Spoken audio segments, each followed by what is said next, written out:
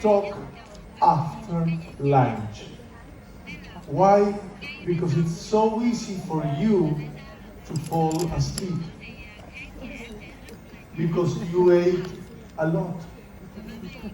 So now it's the moment when you want to take a nap. But I'm not going to leave you to take a nap.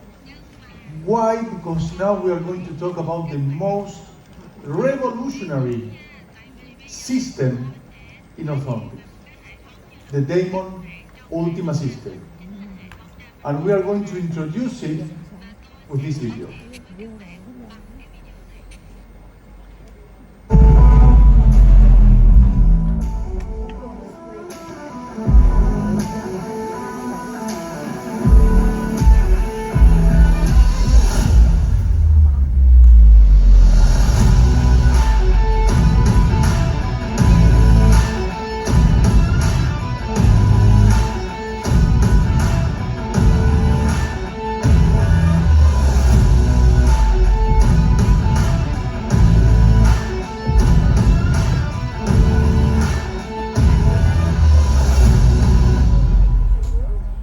So we've been talking today about the three pillars of the Damon system.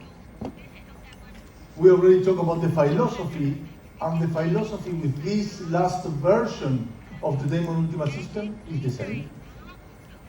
The same concepts of low forces, airways, the soft tissues, the muscular balance, the natural arch form. But there's something new when we talk about brackets and arch wires. Something changes in this new version. So when here in Vietnam, you can choose to buy Damon Q2, and that's perfect, what we'll be seeing you in the morning. Or you can choose the last version of the Damon system, that is the Damon Ultima system, and that's what we're going to see during the afternoon. As I told you, the good thing about this philosophy, first pillar, it's the same for both of them. Now, when we talk about the arch wires, we are going to start talking about what remains the same with the arch wires. What is the same between the Damon Ultima system and the previous versions of the Damon system? First, we still start with round Damon wires. So we are talking about O13, O14, O16, O18. The four round wires are exactly the same. We are still talking about copper nitide superelastic wires. We have the same shape for the upper and for the lower arch, as I told you before. And there is no left or right side. So these are the things that are exactly the same. Now, with Damon Ultima, what changes? Well, what changes is what happens after the round wires. Why? Because there's a new wire, a new shape of wire, that's called the Damon Ultima wire. What is the Damon Ultima wire? So, we know the round wires, we know the rectangular wires. So, just imagine this situation. I have in here a round wire, I have in here a rectangular wire. I'm going to cut the round wire in half, and I'm going to bond it to the extremes of the rectangular wire. I'm going to combine these two wires, and we are going to have the Damon Ultima wire. Something completely new. So we are going to start with round wires, and then we can use the Damon Ultima wire. we are going to see the advantages of this last version. So, if we are changing the shape of the wire, because it's a completely different shape, it's not round, it's not rectangular, it's not square, it's a new shape. Now, if we have a new shape, we also have a new measure. We are used to, when we talk about rectangular wires, we are used to talk about 1425, 1625, 1825, 1925. When we talk about Damon Ultima, the new shape changes the measurements. So instead of being a 1425 or an 1825, we are talking about 18 by 275 or 14 by 275.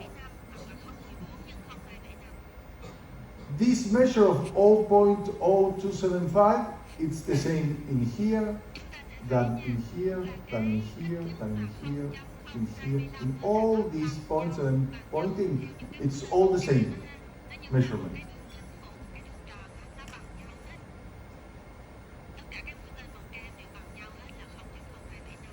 So when we place this wire in a slot, what we are going to see is that we have simultaneous points of contact with the base of the slot and the fourth wall or door of the bracket. So it doesn't matter how this wire moves, we are feeling completely the horizontal plane. So there is no horizontal plane. It's like we are placing a wire that is going to occupy all the slot horizontally. Stay with me.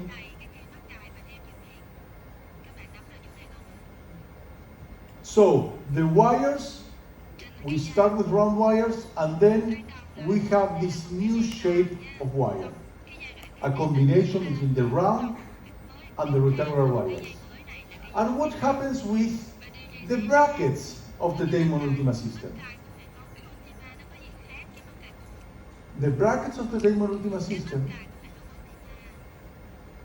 also change.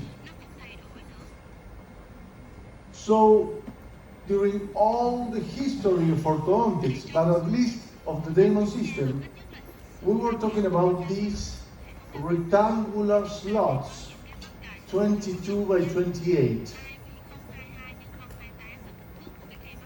That never changed until now.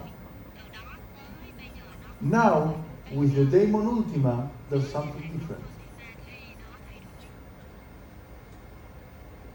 So when we talk about the Damon Ultima bracket, we are still having 3 options for each tooth.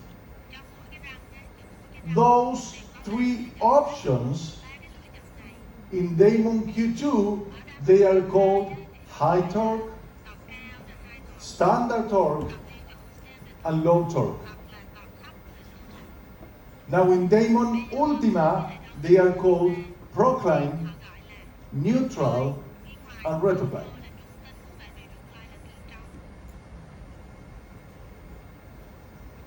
Now when we compare the standard bracket of Damon Q2 with the neutral bracket of Damon Ultima, it's pretty the same bracket. A rectangular 22 by 28 slot. But when we compare the procline and the retrocline, we are going to see something different. And it's the shape of the slot. It's not a rectangle, it's not a square, it has a shape of a parallelogram. So, what Damon is doing with his last version is revolutionizing all the orthodontics. We are going to see how. So, Matthias, I don't get it. I don't understand this idea of one parallelogram looking down and the other parallelogram looking up. That's very complicated, right? Let's imagine this way. Let's imagine, forget about this, that you have a rectangular 22 by 28 slot.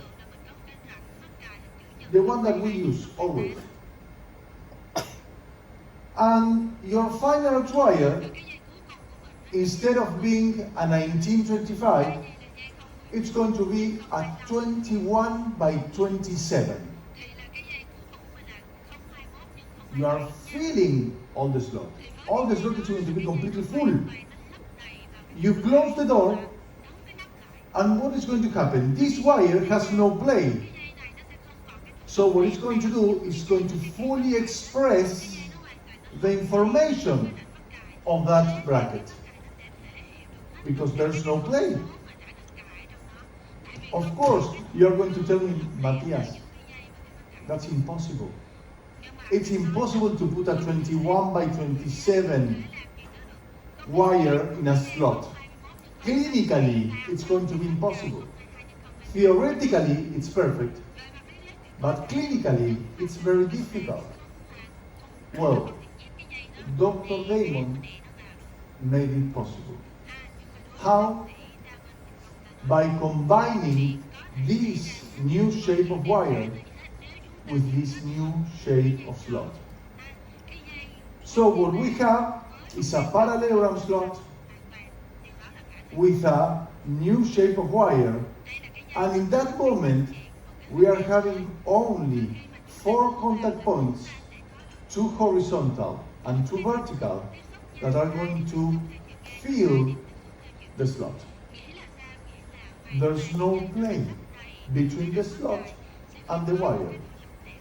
This is like putting in a rectangular 22 by 28 slot a 21 by 27 wire. But clinically, it's very easy. We are still having low forces and low friction, and we are going to fully express all the information of that bracket. Why? Because there's no play.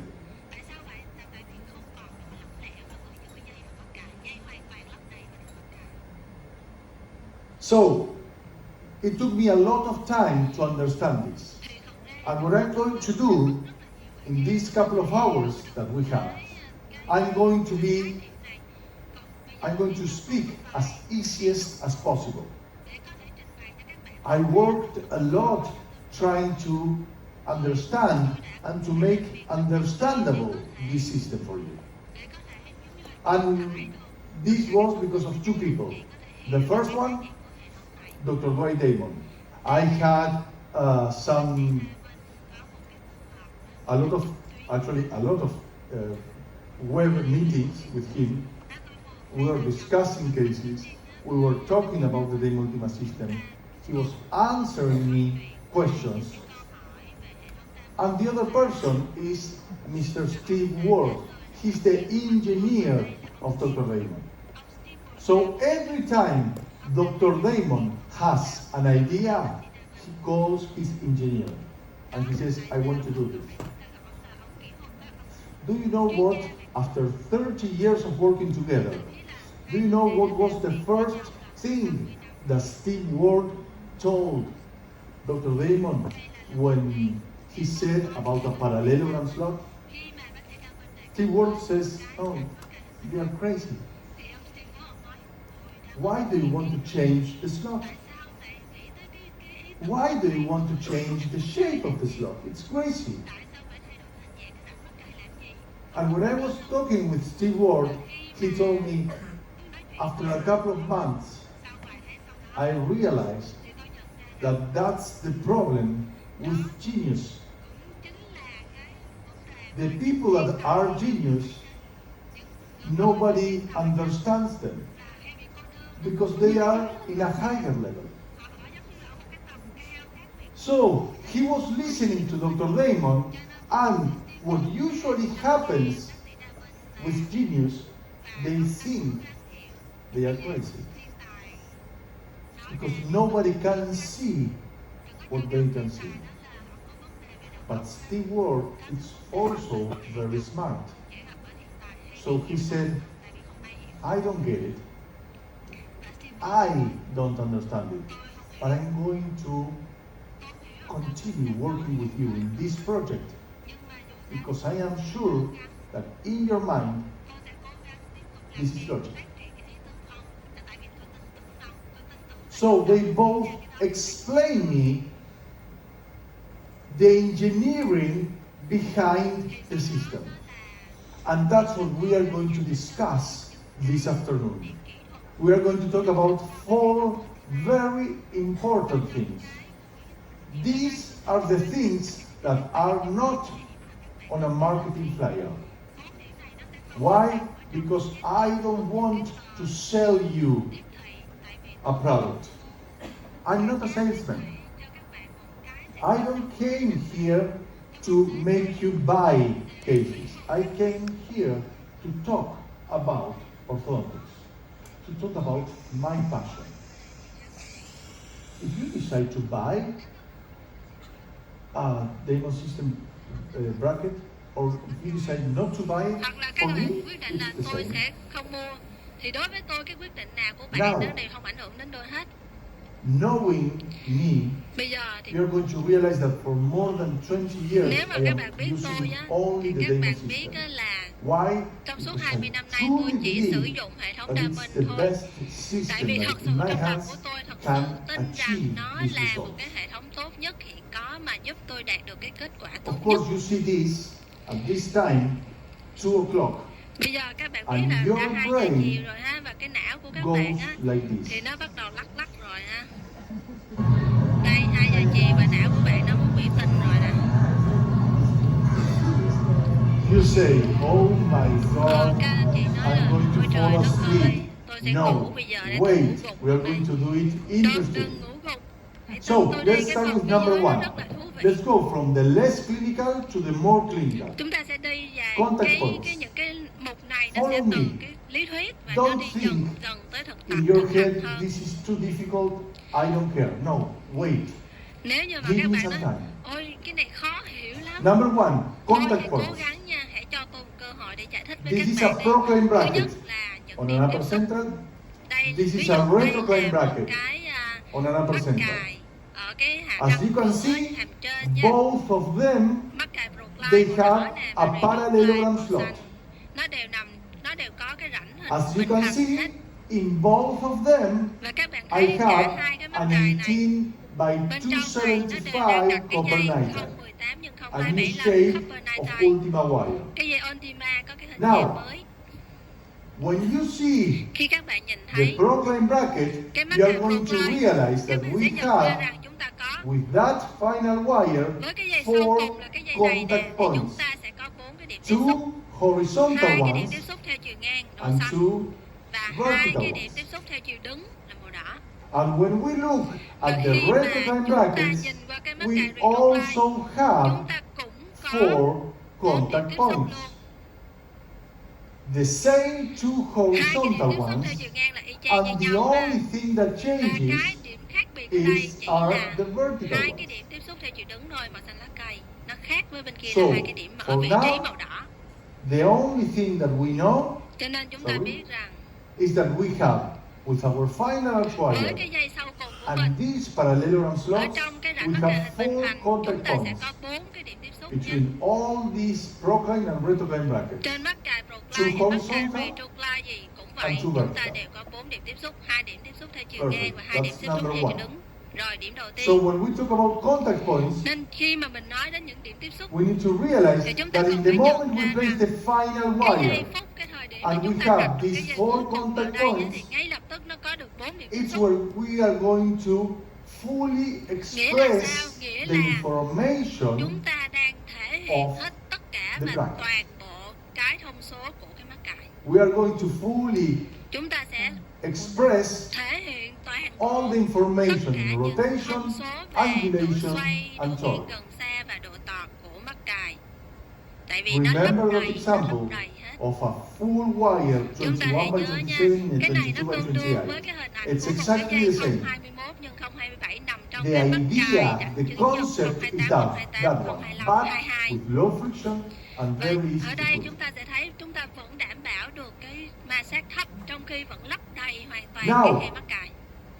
This slide is a Bây slide giờ that you thì need cái to slide take này a là cái picture. slide các anh chị cần But phải lấy máy lên we và are chụp going to hình take thôi a nha. picture Các anh when chị this cần phải square, chụp this hình one, chỉ khi nào mà cái oval cuối cùng này nè letters. là nó đã hiện hình lên luôn rồi mới hẳn chụp nha.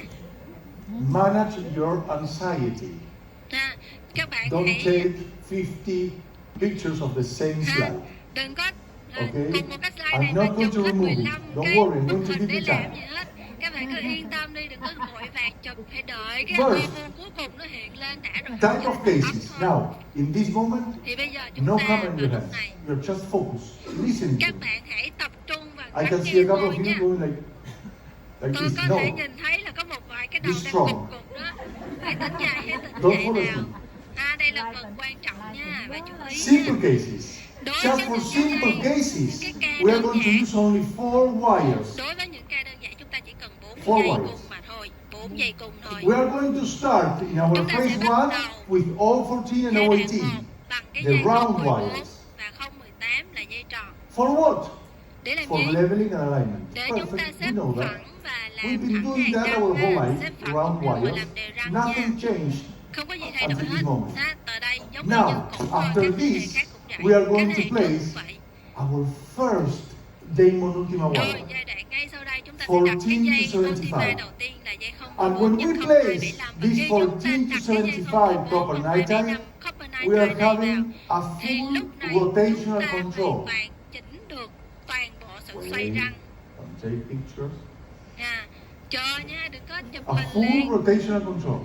Tới đây là chúng ta hoàn We are toàn kiểm going soát to sự xoay răng nha. correct Răng nào the mà rotation xoay of all là teeth. đã được sửa lại hết Remember rồi that nha. image that we are feeling all the slope. Các bạn hãy tưởng tượng nha là cái hình And ảnh if mà it's a cái dây simple á, nó lấp case, đầy hoàn toàn trong cái mắc cài, we are không going còn cái to độ lỏng finish lẻo nào hết. with an 18 to 75 Và copper sau night. đó khi cái dây kết thúc của chúng ta ở những cái ca And đơn when giản we là dây place the 018 18 nhân to 0275 75 copper copper night night tie. tie, we are going to Và với cái still dây này have á, the chúng rotational ta sẽ control vẫn tiếp tục and có we are được cái sự kiểm also soát chỉnh sửa having xoay răng. full Nhưng mà đồng angulation thời chúng ta sẽ and có thêm cái full kiểm torque soát control. chỉnh sửa trục răng theo chiều gần xa và We are chỉnh going to tọa của have răng nữa. full rotation, Chúng full ta sẽ angulation hoàn toàn and full torque. kiểm soát toàn bộ Expression. toàn diện sự xoay răng, trục nghiêng gần xa và This tọa. is for simple cases. That's why we are Đây finishing with là- a copper night tie. Đây là những ca đơn giản nha. You know, Những ca Matthias, đơn in giản my đó thì office, chúng ta kết thúc với cái I dây don't have dây a lot of copper simple night tie cases. thôi. I Nhưng mà have các a bạn lot có of thể nói cases là Matthias where I trong have to phòng make khám của tôi bends, không có where I do ca dễ. extractions, Các where I bạn ca use nào đến phòng pads. khám của tôi lúc nào cũng phải Perfect. cắm thêm vít So we nào are phải going vẽ to thêm add dây lúc kết a thúc fifth hết. wire. Cho nên đó là cái chỗ For mà complex cases, chúng ta sẽ để vào cái dây thứ 5. we are Đối với going những cái to ca phức add tạp, to chúng ta phải these thêm vào first 4 wires vào one ngoài more. 4 cái dây này, chúng ta còn phải thêm một cái dây nữa. If we are only going to do some bends, Nếu như for mà cái finishing ca đó and chúng ta detailing, chỉ cần vẽ we are dây going to chút place đỉnh, vẽ bậc an này 18 kia by chút đỉnh, 275 thì chúng ta sẽ sử GMA. dụng cái dây 018 nhân 0275, nhưng mà nó bằng Now, GMA nhé. If we are going to do heavy mechanics, Còn nếu trong trường hợp mà and cái we are ca going của to mình use a lot of chúng ta class cần 2 phải dùng những elastics, cái cơ a lot học of nặng class nề, 3 ví dụ như elastics, là đeo thun liên hàm hạng 2, if we đeo are thun going to liên hàm make hạng 3, extractions, chúng if ta we are going to cần make phải di intrusions, xa, chúng ta cần phải lúng if we are going to răng, make chúng distalization, ta cần di xa we are going to vít này finish nọ thì chúng with ta an 18 phải to nhổ răng chẳng 75 hạn, thì chúng ta stainless steel. cần phải cái dây thứ 5 là cái dây 018 x 0275 bằng Wait. stainless steel. Wait. Stainless steel. Chờ đợi nha, khoan chụp hình đã. Now, Bây giờ when you put these wires, khi mà các bạn đặt cái any dây này 18 by 275, you need to remember that you are going to have a full control thì các bạn in phải biết đó rotation, là chúng ta đã có in được toàn bộ angulation, kiểm soát là xoay and in răng torque. nè, độ nghiêng gần xa và độ Now to we rồi. finish. Vậy ở đây bây giờ có thể chụp hình rồi đó. Các bạn có thể chụp hình rồi đó.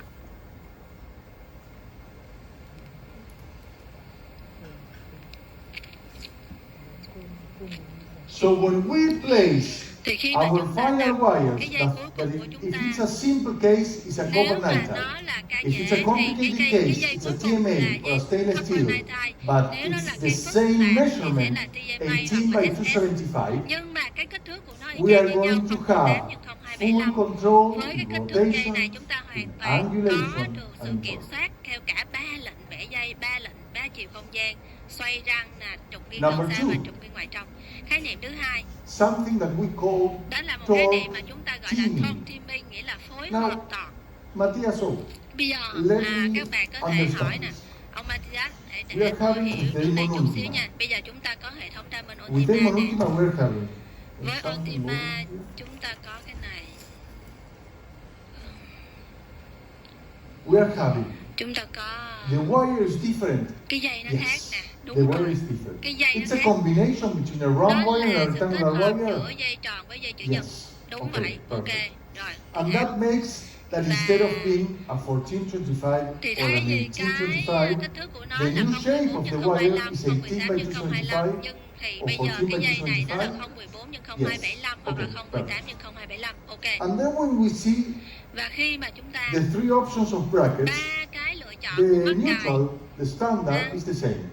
thì A cái parallel, neutral, cái trục rectangular tính hay là cái 22 and center nó 28 giống slot. nhau ha. Yes. Đều là cái rãnh But hình chữ what nhật hết. happens Nhưng mà with the điều gì other xảy two, ra with the với proline hai cái loại mắc and cài the kia là retrocline? mắc cài The procline và mắc ones cài that retrocline. have Cái a mắc red cài dot á or a mà green dot.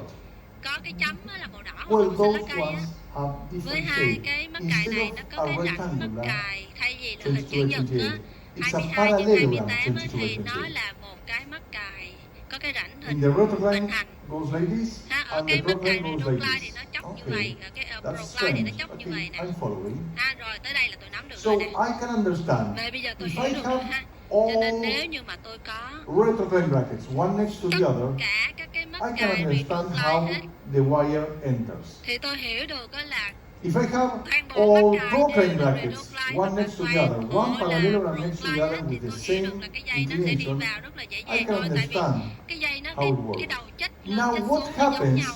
when Vậy we thì mix rủi trong một cái procline trường and hợp retrocline á, là brackets? chúng ta cần một When cái we mắc have cài one retrocline parallelogram looking up, the other one looking và cái down. kế bên đó là cái răng mà We phải have dùng mắc cài two and procline. two, Ví dụ như or bây giờ three một and cái three.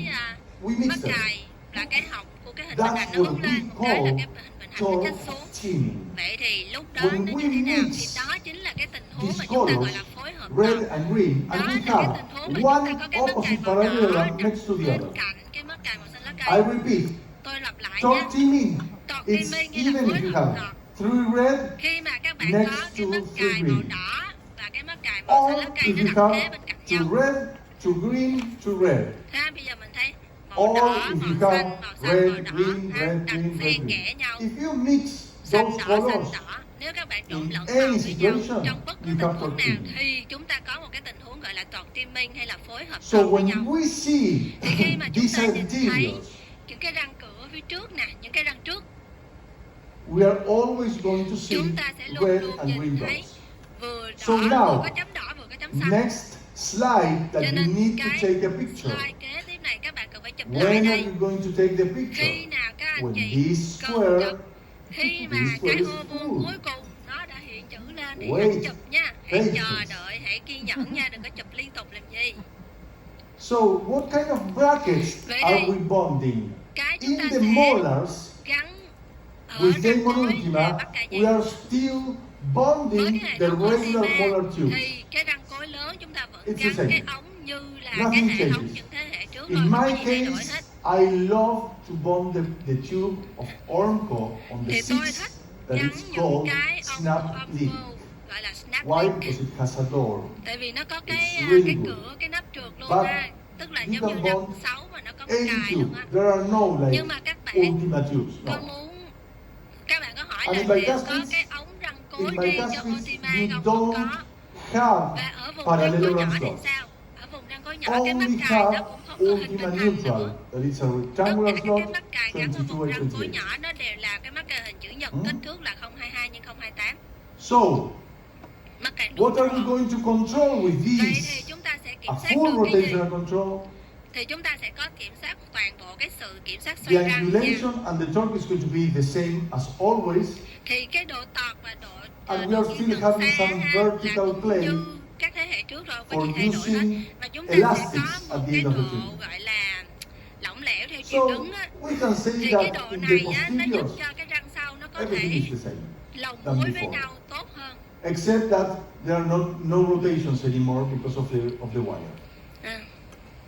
But by castings and Nhưng mà molars, ở cái nothing vùng changes. răng cối nhỏ và Now, vùng what is răng cối lớn different á, nó không có gì is khác on the giữa cái hệ anteriors thống Diamond of the Ultima molars. với những cái hệ thống Diamond trước đây. Cái điều khác Because biệt in nó the nằm ở cái vùng anteriors, răng trước. we only Bởi vì ở have cái vùng răng three trước chúng ta chỉ options có to ba cái bond the lựa brackets. chọn thôi, ba cái lựa chọn mắc cài để dán We thôi. can bond all Chúng ta có procline, thể dán toàn bộ là mắc cài we procline can hết. bond all retrocline, Chúng ta có thể dán toàn bộ là mắc cài we retrocline can hết. bond a Hoặc là combination of chúng them ta có that is thể called dán xen torque kẽ và teaming. kết hợp mắc cài retrocline với And the procline. neutrals, Đó gọi là tình huống phối we are hợp not tọt. going to use them on the anterior. Và chúng ta There sẽ are không sử only dụng mắc four cài trung tính, exceptions. mắc cài neutral cho cái vùng răng trước, Wait. ngoại trừ trong những trường hợp rất là đặc biệt, rất là ngoại lệ mà thôi. The rectangular slot Cái almost never is used. cái on the răng anteriors. mắc cài hình chữ nhật Then I'm gần going như to là tell không you bao some giờ of these sử dụng exceptions. cho những răng trước cả, ngoại trừ Now, một số when các we tình huống ngoại place lệ. all procline, Nếu như mà các bạn all gắn hết retrocline, toàn bộ or a là combination of procline, them, toàn bộ là what we are retrocline, saying chúng ta đang actually nói rằng is that we only have là parallelogram slots chúng ta on the sẽ có anteriors, toàn in the bộ. upper six and in the lower six. Tóm lại là And tất when we cả các cái place răng cửa only và parallelogram răng slots, trước á, nó chỉ what có we are cái going mắc to have cài, có is cái rãnh full hình rotational bình control, bình hành full thôi. angulation Còn control, cái vùng and răng full khối nhỏ và torque răng control. khối lớn nó sẽ Now là you cái can mắc take the cài picture. có cái rãnh hình chữ nhật. Thì với cái mắc cài hình bình hành, chúng ta sẽ có kiểm soát cả ba chiều, xoay răng, độ nghiêng gần xa và độ nghiêng ngoài trong, độ tọt. Okay? Mọi người được chưa ạ? So this is the bonding. So Matthias, can you explain me a Thì little các bạn more có thể hỏi là this Matthias idea of có torque thể teaming? giải thích thêm Yes. về cái khái niệm phối hợp tọt teaming không ạ? So let's imagine that we Bây have giờ the chúng six ta hãy tưởng anteriors. So tượng nha, có 6 here, cái if răng you want to trước take nha. the picture, Các bạn, mọi The người last đã chụp one. hình hết chưa ạ? Chụp hình I'm xong going chưa to ạ? remove it in 3, Dạ, tôi sẽ đếm in ngược two, nha. 3, 2, in 1. 1. Rồi, mọi người đã chụp Rồi. hình đúng rồi không ạ? Okay, so Rồi, bây giờ mình tưởng tượng. let's imagine that we Tưởng have tượng torque nha. teaming on the Mình sẽ anterior. có sự phối hợp tọt ở những cái vùng răng Let's trước nè. imagine that we have Tưởng tượng đây là green, red, mình green, có red, green, độ red. tọt xen kẽ nè, xanh đỏ, xanh đỏ, xanh đỏ. But let's focus Rồi only chúng ta tập trung vào, on the two neighboring teeth that have different chúng ta hãy tập trung vào hai cái răng bên parallelogram kế cạnh slots nhau và nó inclination. có những cái hình bình hành mà nó On chếch buccal, hướng, they nó all chếch look khác the nhau same. ha. On the buccal view. Khi mà nhìn từ Now phía when trước we tới á, start thì nó moving nhìn them y như nhau đúng không? Nhưng mà khi chúng ta nhìn từ bên hông, into this situation, thì chúng ta sẽ thấy gì? Tình huống này. that's what we see. Đây là That's cái the mà chúng ta shape thấy là that khi we mà are going to chúng ta see. nhìn từ bên hông nha, là chúng ta sẽ thấy khi mà mấy cái mắc cài này nó đặt chồng sát That's sao the lên nhau. image of torque teaming. That's Đây the là image cái hình ảnh of của one phối hợp tọt. procline bracket Hình ảnh next của một to cái mắc cài a procline retrocline nó được bracket. đặt ngay cạnh kế cận một cái mắc cài The retrocline. next slide Thì cái is the slide kế most tiếp này là important cái slide slide quan trọng nhất of the afternoon. của buổi chiều hôm nay. This one, because I'm going to explain exactly what happens Thì đây là tôi sẽ giải when thích we see chính xác là the những arc gì sẽ wires xảy ra khi interacting mà chúng ta with nhìn cái dây nó the tương Diamond tác Ultima parallelogram với slots. cái In rãnh this mắc cài case, hình bình hành. Trong trường hợp it's này one procline là một next cái to mắc cài a procline nó retrocline. được đặt chồng lên A một torque cái team. retrocline, gọi là tình huống phối hợp tọt So, teaming. We start with Chúng ta sẽ bắt round đầu wires, với dây all tròn đúng 14 không? copper Dây nitride. tròn Nothing 014 happens. copper nitride, chẳng có gì Easy. xảy ra hết, It's bình thường thôi. just a round wire completely free Nó lỏng lẻo hoàn toàn in a trong cái passive rãnh mắc slot. cài, trong một cái rãnh Perfect. mắc cài thụ động, nó hoàn toàn thụ động. First wire. Then Dây đầu tiên let's nhé. imagine that our second wire Rồi cái dây thứ is nhì của an mình always là dây team. 018 Perfect. copper We are nitride. still talking Chúng ta vẫn about đang nói về round một cái dây wires. tròn nằm lỏng We are lẻo still Chúng talking ta vẫn đang nói about về wires một that cái dây are tròn completely passive. mà nó hoàn toàn There's thụ động no trong cái rãnh mắc rotational cài, control không có kiểm No soát được one xoay relation răng, control, không kiểm soát được no torque control. angulation hay là tọt gì cả. But then Nhưng mà we sau đó, move khi chúng into ta our first di chuyển lên cái Damon dây Ultima wire, Ultima đầu tiên là the dây gì? 14 to Dây 75. 014 nhân 0275 copper side. And when we Và place khi chúng ta đặt the cái dây này 14 by vào 275 dây 014 copper 0275 nickel copper side super elastic, siêu đàn hồi, we are going to thì have chúng ta bắt the đầu first có two contact hai điểm points. tiếp xúc đầu tiên, đúng không ạ? Those first two Hai contact cái điểm points tiếp xúc are đầu the tiên này horizontal là nó nằm theo contact chiều points. ngang nha, là điểm tiếp xúc theo chiều ngang, theo phương ngang. And when you place Và khi các bạn có cái dây the này first Ultima wire, we are đặt talking vào about the trong third wire. thì đây là cái dây Ultima đầu When tiên, nhưng you mà nó là place cái dây this thứ ba wire, của quá trình điều trị của mình, đúng không ạ? And you have those two horizontal Và contact các points, bạn sẽ có hai cái I điểm tiếp can xúc theo assure phương you ngang. Tôi chắc that chắn you're với going các to bạn solve rằng the là các bạn đã 99% of chỉnh sửa all được rotations 99% and all in tất out cả problems. những cái lệch lạc và xoay răng và những For cái lệch sure. lạc răng theo chiều ngoài trong in out. Chắc chắn là như vậy. 99% of 99% rotations from chỉnh sửa được 7 xoay răng to 7 từ răng are 7 going qua to be răng 7 fully bên kia. corrected. Tất cả các răng nào bị xoay nó đều được chỉnh lại hết, và bị lệch in out đều được chỉnh hết. Let's do one thing. Chúng ta làm điều này nha. Don't believe me. Đừng có tin những gì tôi nói. Just try it. Cứ về once. thử đi, mua thử một bộ rồi If xài what I'm thử telling xem. you, Nếu mà if cái gì after mà one month tôi nói với các anh chị, of sau placing the một 14 to tháng 75, sau khi đặt dây the 014 nhân 0275 99% of mà rotations are not 99% corrected, những cái răng bị xoay nó không được chỉnh sửa stop lại đúng using á, it. thì thôi đừng thèm mua nữa, coi như là tôi nói sẵn That's đây. how much Nhưng mà I believe tôi in tin what I'm tưởng, telling you. tôi tin tưởng và It's điều này not nhiều như thế nào. because Dr. Damon told me. Tôi tin It's vào not điều này because không phải vì bác sĩ Đa Onco Minh đã nói brought với me tôi, to Vietnam. không phải It's ông cô because tài trợ I tôi am đến Việt seeing it in Nam my mà tôi patients. tin vào điều này đâu, mà đây là cái thực tế tôi đã nhìn thấy Clinically, trên bệnh my nhân của truth tôi. is that I see it in Trên each lâm and sàng, every one of my patients. tôi đặt cái dây In này that vào moment tất is when cả I bệnh tell nhân của you tôi, và it's ca true. nào cũng vậy hết, là nó đều Because là on sự my thật là patients, như vậy. it works. Ha? Trên So bệnh we nhân của place tôi nó the hiệu third quả. wire, 14 to Cho nên khi 75. mình đặt We lên have cái dây two thứ ba này á, horizontal contact points chúng ta có in hai cái điểm all the tiếp xúc theo brackets, phương ngang, thì and tất cả các mắc cài we are correcting the và chúng ta đã 99% chỉnh of sửa được rotation and in-out problems. 99% những cái lệch lạc xoay răng Then và lệch we lạc are ngoài moving trong. into our next Rồi tới giai wire, đoạn này chúng ta sẽ and in di some chuyển lên một cases cái the dây final khác nữa. wire, Đây là cái dây the 18 cuối to cùng. 75. Nếu như mà ca dễ ha, ca đơn giản là dây 018 nhân 0275 And copper when side. we place Và the khi mà 18 chúng ta by đặt cái dây 275, 018 we nhân are going to 0275 này, thì chúng maintain ta vẫn tiếp tục these two có horizontal hai cái contact điểm tiếp points xúc theo because the chiều, measure theo phương ngang. point 0 to 75 is Tại the vì same. cái kích thước của And dây we nó are vẫn going là to add 0275 ha, theo chiều two sâu á. more contact points Và khi that lên dây này thì are chúng ta sẽ có vertical. thêm hai cái điểm tiếp xúc theo phương đứng nữa. So, between each bracket Thì chúng ta sẽ thấy and giữa each out mỗi wire, cái mắc there are cài only với cái dây 4 cung contact points. đều có 4 điểm tiếp xúc hết. If we see it Nếu chúng ta nhìn thấy cái này, in a retrograde brackets are these two blue ones and these two nếu green như mà ones. đây á, là một If cái we mắc move cài into our retrograde next thì hai cái điểm tiếp bracket, xúc theo the chiều đứng nó prograde nằm one, ở cái tư thế the này. 4 contact Còn points nếu đây are là going to một be cái mắc cài the retrograde thì two hai blue cái điểm ones tiếp xúc nó and sẽ the nằm two red theo cái ones. vị thế như thế này, hai cái màu đỏ. And we only have 4 contact points Và đối với between mỗi cái mắc each cài bracket chúng ta with đều có 4 its điểm tiếp xúc giữa dây wire. cung với mắc cài hết. Ha, mắc cài And nào when cũng we vậy. place Và the khi mà 18 by chúng ta đặt cái dây 275, 018 0275 này, when we have those khi mà two chúng more ta vertical có contact thêm points, được so we hai have điểm tiếp xúc a theo total phương of đứng 4 nữa, contact points, nghĩa là tổng cộng chúng ta we có are 4 going to điểm tiếp xúc, fully correct thì nghĩa là chúng ta hoàn angulation, toàn đã chỉnh sửa được tất cả vertical, các cái độ nghiêng ngoài trong and cũng torque. như là vị trí của răng We theo are chiều going to đứng và độ fully tọt. express the measure distal angulation, Khi mà chúng ta đo cái góc này, and we are going to fully chúng ta express sẽ hoàn the toàn thể hiện bucopalatal được tất torque. cả những cái lực tọt của cái mắc cài. And that is something that Là đó never chính là cái điều happened mà chưa in bao the giờ xảy ra history trong of orthodontics. xảy ra trong lịch sử chỉnh nha I'm cả. not talking about the previous versions Tôi of the không Damon chỉ nói system. về cái I'm thế comparing hệ this mắc cài trước đây as a, của hệ thống đa as nguyên a động, revolutionary và product tôi so sánh nó with với tất cả any những cái mắc system, cài bất cứ cái hệ any thống nào prescription trong quá khứ, of trong any lịch sử company cho tới ngày nay của in the bất cứ công history ty of nào orthodontics.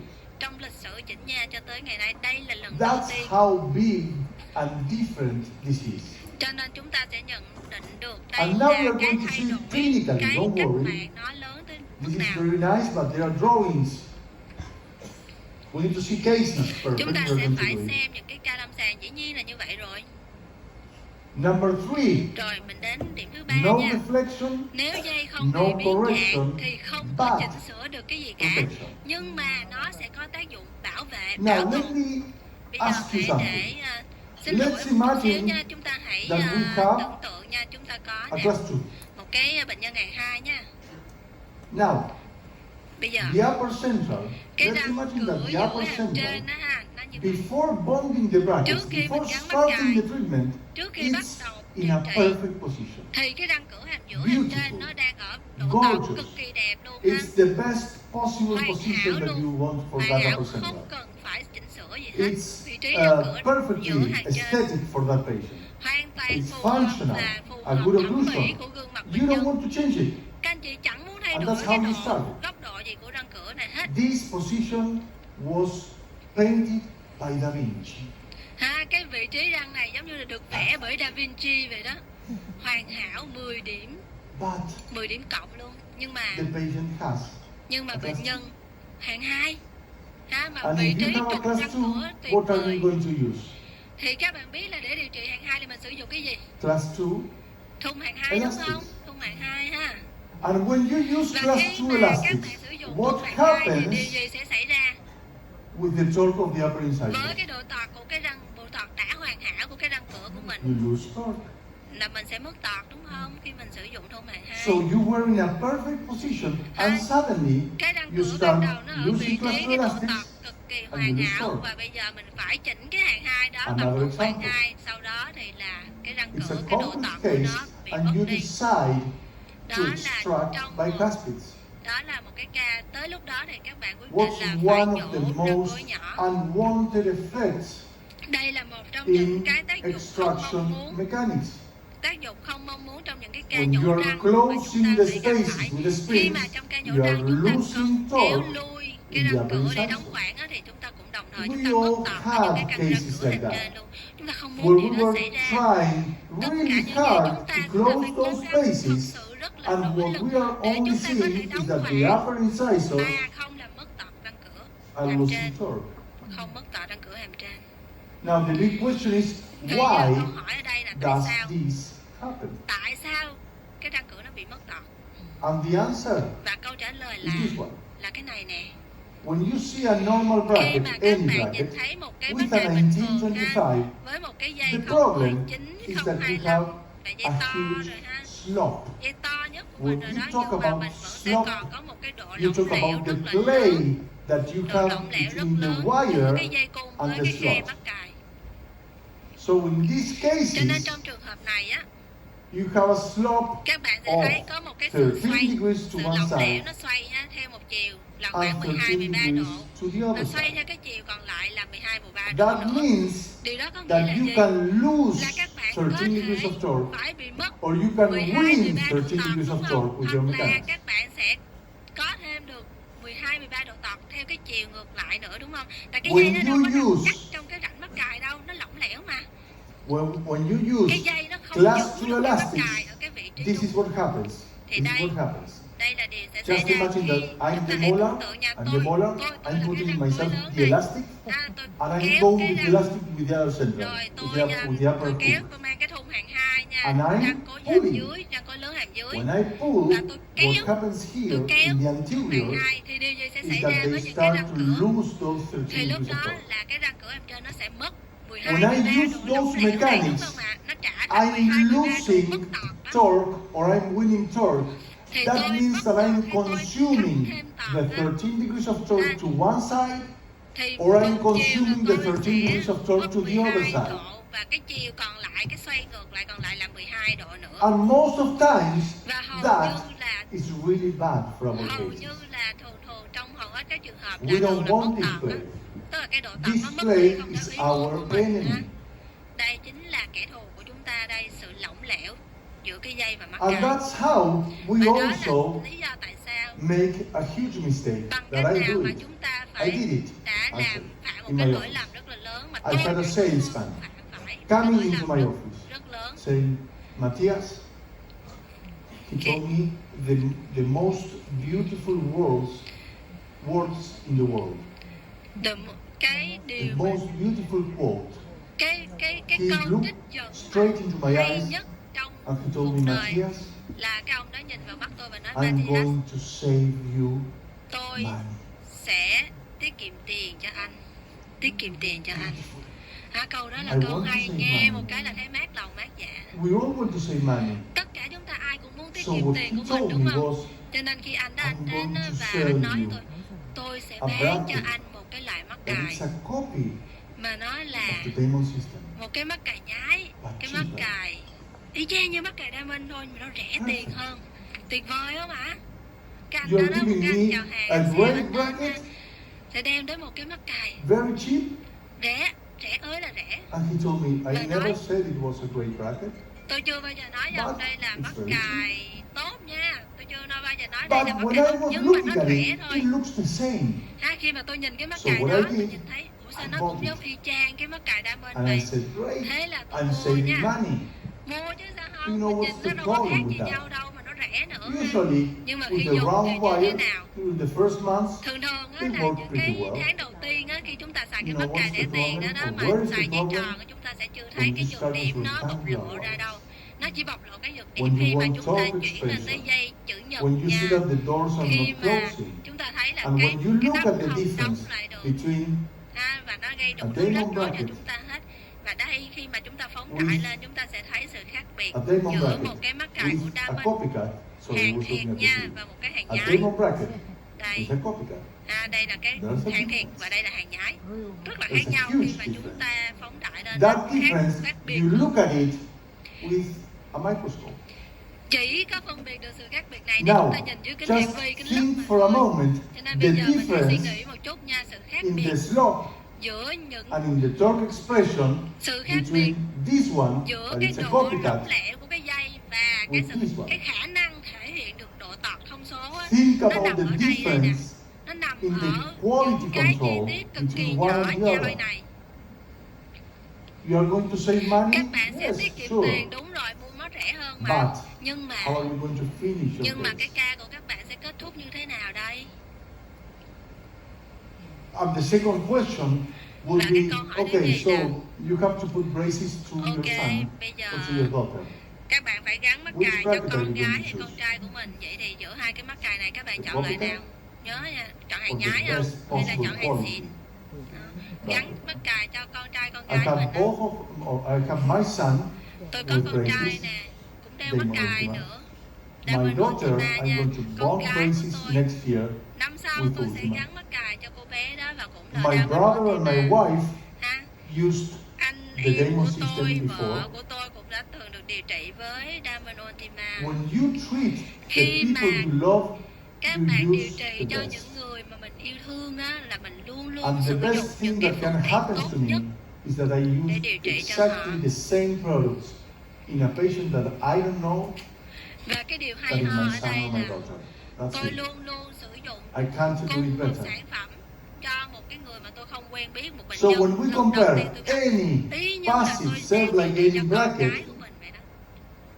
one next to the other with Rồi bây giờ khi chúng ta 13, đặt for example, of nha Demon một cái mắt Ultima, cài, we are đây là going to một cái mắt see cài theo that, cái for hướng example, tọt tim when phối we hợp compare tọt the đây bên first phải, rectangular và wire, bên the trái là cái hình của 1425, một cái dây with the first Ultima wire, the 1475, mắt cài we are tự going to khóa see a độ tọc huge thông thường hình chữ nhật. difference. Chúng ta In sẽ thấy một here, sự khác you biệt rất have a là lot of rõ. play. Ở bên trái chúng ta có rất là nhiều In độ lỏng here, lẻo, còn you ở đây don't have play. chúng ta không có độ lỏng lẻo. Nó That hoàn toàn means lấp that when đầy you theo phương place ngang nhé. the 14 to 75 Dây 014 and you nhân have 0275 those và các two bạn đã có hai horizontal điểm tiếp contact xúc theo points, phương ngang. Cái dây hoàn you are toàn lấp fully đầy cái rãnh mắt correcting cài theo phương ngang. Các bạn the sẽ rotational hoàn process. toàn chỉnh sửa gần như là 100% những cái And lệch then lạc xoay răng. let's jump to our final wire. Rồi khi mà chúng ta nhảy lên cái dây The cuối cùng, 1925 Bên này on á, this là dây side and the 019 18 by 025 275 stainless on the steel, other side. còn bên phải á, là dây On 018 one, nhưng you have 0275 clay copper nitride. everywhere. Và bên trái On mình the sẽ other thấy là one, mình you have có cái four độ contact lỏng lẻo points, tùm lum hết two theo tất cả mọi horizontal phương. and two Còn vertical, bên phải là mình and có there's no play sự at khích all. xét ha, có 4 cái điểm tiếp xúc, 2 cái theo phương ngang và 2 cái theo phương đứng. Number 4, and this Điều is thứ probably tư the most interesting one. là đây cái điều mà hay The ho nhất đây. three order control movements and compensating behaviors. Đó là về kiểm soát di chuyển răng We are theo going 3 to chiều see không gian theo 3 cái clinically lệnh và why những cái I hành vi am chúng ta saying buộc that trừ. it's different. Thì tại sao chúng ta thấy Show có me điều some gì khác cases, biệt show me đây? teeth. Bây giờ Matthias Show hãy me cho cases tôi where ca đi this, xem that ca lâm sàng theoretically đi. is very Cái interesting, này á, nó là lý thuyết it's nghe nó rất true là hay clinically. nhưng mà trên lâm sàng thì And như we thế are going nào? to start with rotation. Và chúng ta sẽ Now bắt I'm going to đầu. show you two cases. Tôi sẽ cho các These bạn two xem cases 2 ca. are mine. Hai ca Look này at là that. tôi làm á.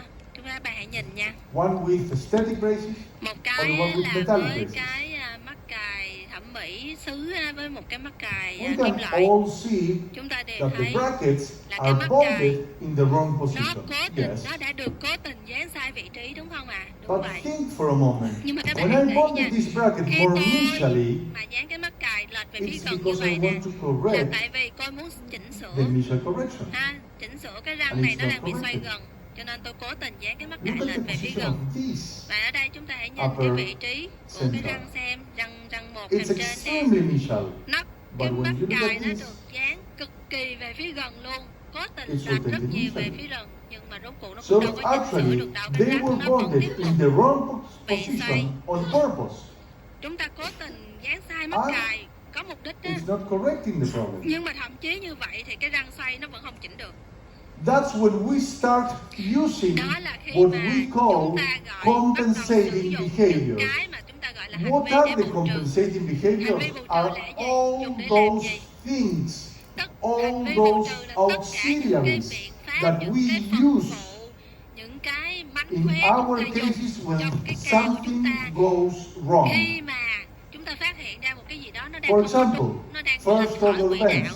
và chúng ta cố Yes. gắng để chỉnh sửa nó. I use them. Ví dụ Why? như Because cái dây sometimes, lệnh một, even when the bracket is in the right position, thậm the chí ngay rotation cả is khi not mà tôi corrected. đã gắn mắc cài đúng vị trí chuẩn xác đi nữa thì đôi khi vẫn phải bẻ dây lệnh A một. rotation wedge, yes. Và cứ I gì use là it gì? Những cái a lot of game times. để chỉnh xoay đúng không? Tôi For có rất là what? nhiều To nha. correct a Để rotation. làm gì? Để chỉnh xoay những cái răng mà And nó bị when xoay you quá use nhiều. this, Và it's khi mà because chúng ta the sử dụng wire cái này là is tại going sao to chúng ta consume phải the nhờ đến horizontal nó? plate. Nhờ đến nó là bởi vì cái dây á nó có cái sự lỏng Tandem lẻo theo technique, chiều ngang đối với placing cái mắc two cài, cho round nên nó không wires thể hiện, nó không inside chỉnh a được slot. toàn bộ cái xoay răng này mà bắt buộc mình phải dùng thêm những cái biện pháp khác để mình chỉnh thêm. Over compressed springs. Và When những you cái khác như compress a là spring a lot cái kỹ to thuật help you tender hoặc rotate là chúng ta sẽ those dùng teeth. những cái lò xo chúng ta nén để cố tình để mình phải chỉnh xoay răng lại. And all these different Và tất uses cả những of cái the cách power chain. mà chúng ta đủ cách, chúng ta tìm đủ All cách sử these dụng cái thung chuỗi compensating để behaviors chúng with ta the gọi là Demon hành vi Ultima, bù trừ I để don't chúng ta use xoay them răng. Còn anymore. với hệ thống Ultima thì sao? Tôi không cần Never, hết mấy cái này, không ever. bao giờ nữa, dùng hết mấy cái này luôn. With rotation, Để I chỉnh xoay răng, correct chỉnh xoay the răng chỉnh được 99.9% of 99% correction. luôn. Tất cả những cái lệch lạc xoay răng là All chỉnh được of hết these, bằng cái dây first cứng và order mắc cài events, thôi, không cần bất cứ một cái rotation hành vi bù wedges, trừ nào nữa hết. tandem technique, Mấy over cái kỹ compressed thuật spring, này dùng hết, power chain, I don't use them. không dùng nó nữa, không cần What dùng nó for? nữa. I just bond the bracket Tôi at chỉ the FA cần gắn point, cái mắc in cài the center thôi. of the crown, Ở and ngay the cái trung rotation tâm is always của thân fully răng. corrected. That's it. Và gắn cái dây vào thôi là Look at toàn this bộ cái face. xoay răng nó This đã được face chỉnh is sửa beautiful. hết.